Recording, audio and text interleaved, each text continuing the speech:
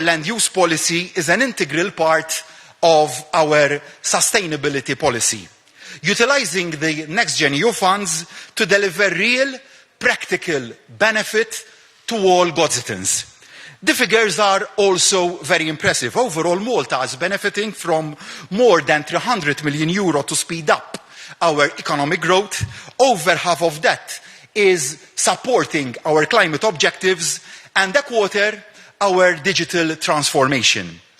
But these fine-sounding aims only matter if they are translated into tangible projects on the ground across our communities. Projects that equip local people with the skills of the future, that use the green technology of the future and build our economic capacity for the future.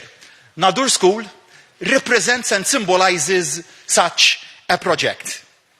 Utilizing over €6 million, €6.3 million of Next-Gen EU investment to deliver new facilities to enhance the education of the next generation of Godzitan students. Only by providing the best education to our pupils can we promote social mobility, which in turn creates more peaceful and equal societies. This project will have a new dance studio, a music room, a literacy room, and also an art studio, all built in a sustainable manner, utilizing the latest energy-efficient technology to deliver a carbon-neutral building. A win for pupils, a win also for the environment, a win for Gozo and Malta. I would here like to pay tribute to the roles of Education Minister Clifton Grima, Chris Bonnet, Parliamentary Secretary responsible for European funds, and also Neville Young, thank you Neville, who is the Chief Officer of the Foundation for Tomorrow's Schools, for delivering such an amazing project in a timely manner. President, dear Ursula, I know you are aware of the dangers of isolation for the more remote parts of Europe. Like me, you agree that connectivity is key to ensuring that geography isn't a barrier to economic success. My government is fully determined that Gozo's location should be turned into a positive. Gozo will never be left behind and will never play second fiddle. That's why my government has already increased by a quarter Gozo's share of the long-term EU funds allocated to our nation. I say to all Godzitans, we shall ensure that Gozo will always get its fair share. To meet the green targets at the very heart of our recovery plan, that's why we've committed to making Gozo the first carbon-neutral zone in our islands, delivering visible benefits and improving everyday life. Like the green transport hub at Shawkiya, only a short distance away from here, designed to enhance connectivity for Godzitans by reducing congestion at the vital Imjar Harbour, with sustainability at its core, electric buses, free to use, as is all our public transport, connecting passengers to the harbour, transforming a site there contaminated with illegally dumped material into a green roofed asset. Gozo, here again, proudly showing the way. Gozo may very well be a small island, but its people are extremely hardworking. With Clint Camilleri as Minister for Gozo, Gozo enjoys an energetic champion in my government, focused on delivering where it matters to enhancing people's well-being and prosperity. Dear Ursula, thank you for finding the time to visit Gozo, and I am very proud to share with you these projects, observing the impact of our shared commitment to building green growth.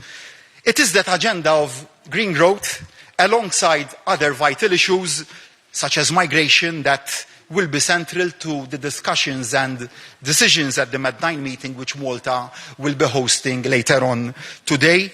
Malta and the EU, working together, delivering a difference, driving the change our islands need, addressing the challenges getting our nation ready for tomorrow.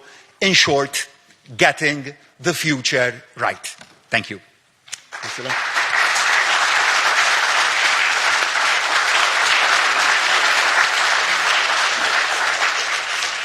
Thank you. Thank you very much, Prime Minister, dear Robert. Ministers, Excellencies, ladies and gentlemen, dear students, it's a wonderful opportunity and many, many thanks for the warm welcome to be here in Gozo and to visit the Nadur Primary School. First of all, after you showed me the classrooms and the work you're doing, I want to pay tribute to the teachers and the staff here at the school, and of course to the students for the great work that is being done here. You could just feel it. It's tangible that there's a very good atmosphere, and it's heartwarming and wonderful to see that you're working with the children here, basically paving their way into the future. So I thank you from the bottom of my heart for this outstanding work teachers in general are doing. Thank you very much for that. The school is indeed brand new. Although the whole building has been preserved, the historic building, it has been completely renovated with funds from Next Generation EU. And I'm very glad to see that it is now highly energy efficient. It has spacious classrooms. It has a better air quality. The air condition is powered by the school's own solar panels. That's smart. You have sun in abundance. You can use it. And we could see the new digital equipment. So that was amazing also to see how modern and digitized the school now is. The children looked very much at ease, and as I said, it's heartwarming to see that. The environment plays a big role, how you're going into life in your school and how the teaching is successful. Now, this indeed has been financed under Next Generation EU, and this is a great project for the islands of Malta and Gozo, and I know you have many more projects like this in the pipeline. Next Generation EU, our investment plan, is investing 330 million euros here in Malta and in Gozo. And indeed, you have chosen to dedicate almost 70% of this investment to climate objectives. This is way more than the European average. That's excellent, and I really want to thank you for that. You are among the first countries to increase the share of renewables in your energy mix. And renewable energy is homegrown. It gives you independence. As I said, you have the resources in abundance, that's sun and wind. So this will help strengthen the electricity grid here. And this is so important, especially considering the power cuts that were here in the summer. You told me about it, and where we want to work on together that this does not happen anymore. And one of the ingredients for a solution is to indeed strengthen the renewable energy system. So Malta needs basically to combine its strong growth, that's good, with sustainable use of its natural resources. That's good too. And to combine and reconcile both, that's our common endeavor and task. I know it's a challenge, but I'm also here today to tell you that Europe is at your side and all along the road. I was in Malta 2 years ago to launch the Recovery and Resilience Plan, and it's good to see already 2 years later the results of the work that we've started back then, because this is just the beginning. We will continue working on other great projects, so there's lots of good projects in the pipeline. Being here in Gozo is also a great way to start the summit of the Med9. Thank you very much for the invitation. Throughout history, Malta has played a strategic role in the Mediterranean region. Malta, with its unique cultural heritage, it's amazing to see her, and we are way too short here to take in all the amazing treasures you have here. And with your cultural heritage, you project our European values in the Mediterranean. And it represents all the opportunities for trade and investment in renewable energy that the Mediterranean has to offer.